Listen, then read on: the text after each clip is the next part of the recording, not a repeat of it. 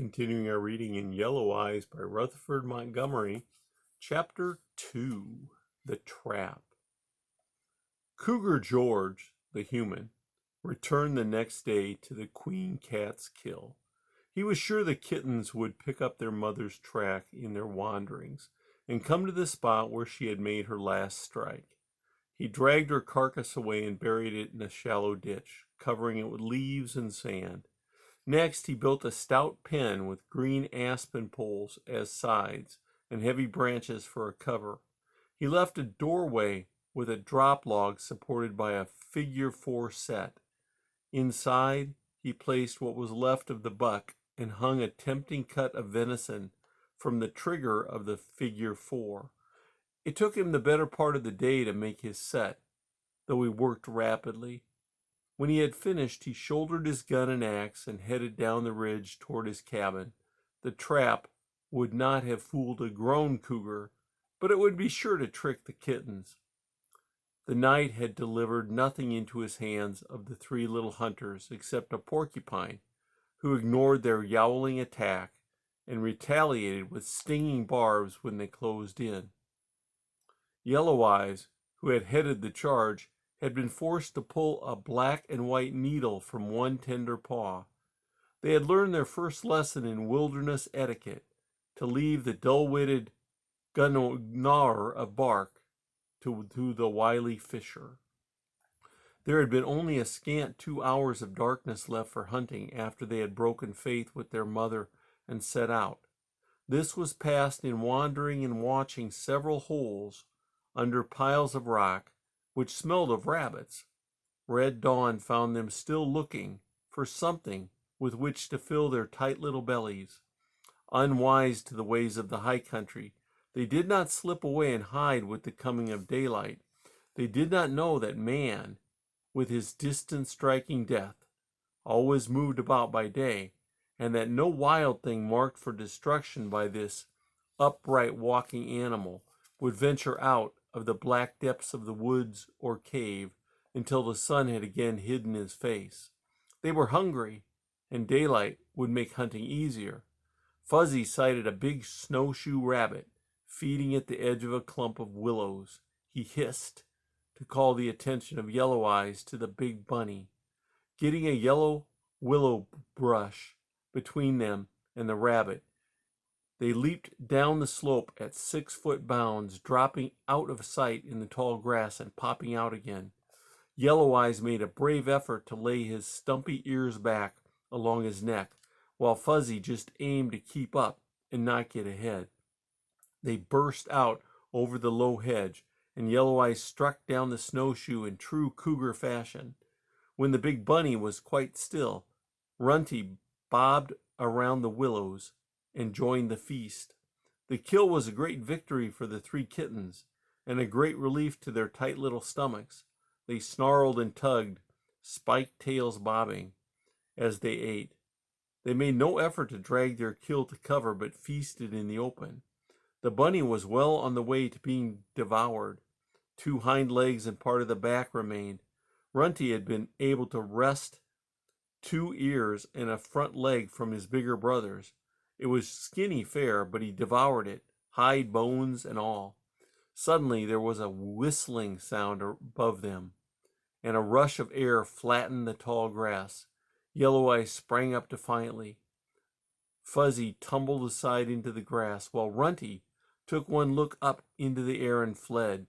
He found himself staring up at a wide set of blue-eyed talons, with 2 hard, round eyes peering over the extended claws.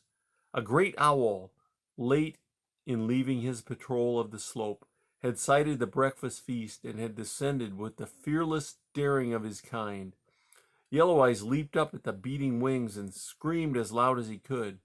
The blue talons fastened upon the remnant of the rabbit, and Yellow Eyes was pounded back by a powerful wing. Slowly the owl beat his way upward. Yellow Eyes sprang up and caught firmly upon the dangling rabbit leg. The leg pulled free, leaving the kitten a large piece of meat. Yellow Eyes sat about devouring the leg, while Fuzzy and Runty looked on with watering mouths. The incident taught them that danger lurked in the air, and they kept watch above them. From then on, the sun began to beat down with intense heat. The thin air, which cooled so rapidly at night, was heating up just as rapidly. The kittens were not used to being out in the heat, and their little red tongues lolled out as they pushed through the tall grass toward the timber across the meadow. Yellow Eyes took the lead and soon piloted them into the timber. Selecting a pad of moss, he lay down. The other two did the same, and soon they were all fast asleep. Yellow Eyes was the first to awaken. The hot sun had slid far down the western sky, and the mountain peaks to the east were robed in purple. A sweet smell of earthy dampness was upon the woods, and the air was already growing chilly in the shade of the great Engelmann spruce where they had slept. He arched his back and yawned widely, exposing 2 rows of white teeth, needle sharp. Then he fell to licking his sides until the spots upon them stood out like huge freckles upon a yellow coulee. Having finished his toilet, he reached over and slapped Fuzzy. His paw did not descend hard, but his sharp claws were unsheathed and sank through the woolly fur. Fuzzy leaped into the air with a wail, wide awake at once. His spring landed him squarely upon Runty, who had curled up in a little ball some 2 feet away. With a yowl, Runty tumbled aside and leaped into the air. With his paws spread wide, he caught an overhanging branch and clung there. That was always Runty's first act when he was scared, to leap into the branches of a tree. Usually he got only to the lowest branch and hung there like a furry hornet's nest. When he looked down and saw what had happened, he let go and landed on his brother. With dignity, Yellow Eyes watched the kittens romp over the bed of moss. He was already feeling the power and the destiny that had marked him for a killer. Finally, the struggle was over, and Runty was made to squeal for mercy. The kittens sat up and looked about for their mother. They whimpered a little and crowded closer to Yellow Eyes. They were hungry, and they needed her. They were sorry now that they had left the spot where she had cached them. Yellow Eyes felt much the same, but he did not whimper. He headed out into the late sunshine with his brothers crowding upon his heels. Yellow Eyes led the way up the slope. Instinct guided him back toward the spot where they had left their mother. After an hour of going, during which Fuzzy and Runty wasted a lot of breath grumbling, he halted and sniffed the ground. A rumbling purr rose in his throat, and his neck scuff lifted. Fuzzy and Runty leaped forward and nosed the ground too. Eager little snarls rose in their throats. They smelled the track of their mother. It was quite cold, but each little cat was eager to follow it and to find her so they could nuzzle up against her great leg muscles and demand a warm drink. Yellow Eyes headed down the slope. His nose told him she had headed that way. The trail led them through a dense growth of spruce and across a meadow picketed thick with stunted willow. From there they entered an aspen stand. Yellow Eyes bounded along eagerly. He was a disobedient and willful son, but he was young and hungry and eager to be back at his mother's side after a fling at freedom. Out of the aspens they broke and bounded into an open meadow. Yellow Eyes halted and sniffed, but Fuzzy ran ahead. He smelled venison as well as mother's scent. Runty tumbled after his brother, while Yellow Eyes slowly brought up the rear. At the spot where the queen cat had met her death, he halted, and his neck scruff bristled.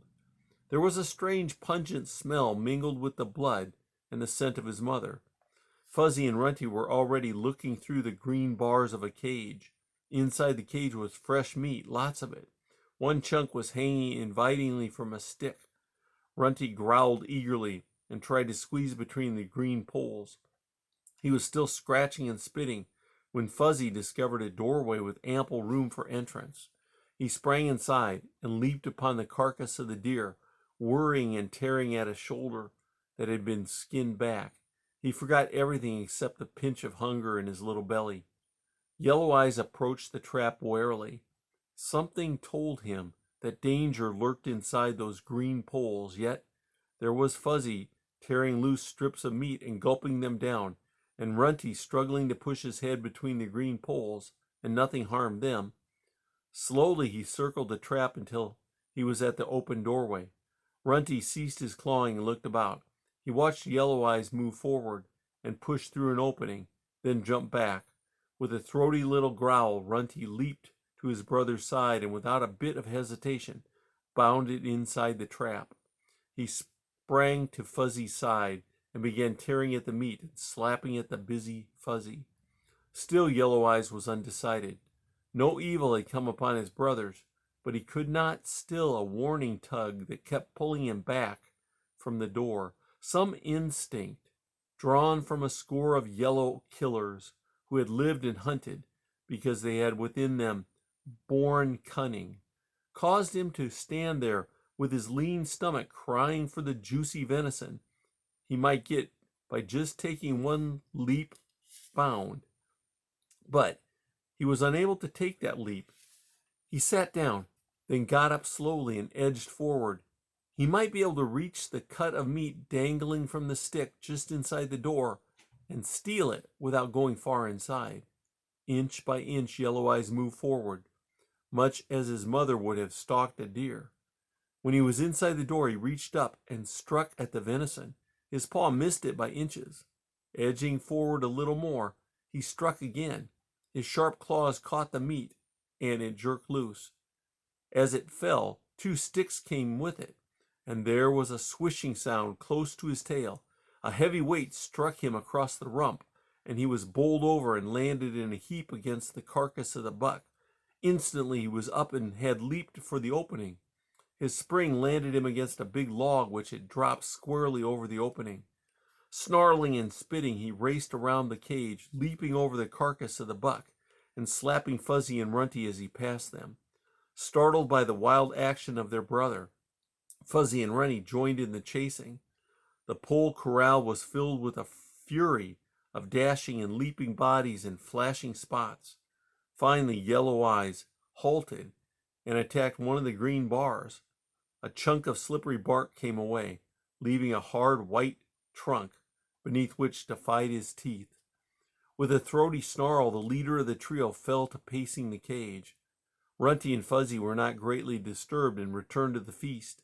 They gorged themselves and lay down to sleep. Yellow Eyes kept on pacing up and down one side of the trap. The instinct which had warned him against entering the trap now told him that he and his brothers were in desperate need of help. He lifted his little muzzle and sent a low cry out across the vast darkness, the darkening meadow, a call to the great hunter who had left her kittens. Halting, he listened for a low, long answer. Only the scream of a swift hawk broke the silence of the high country. Yellow Eyes called again. At last he set himself to an all-night march up and down the green stakes of his prison. That is the end of chapter 2.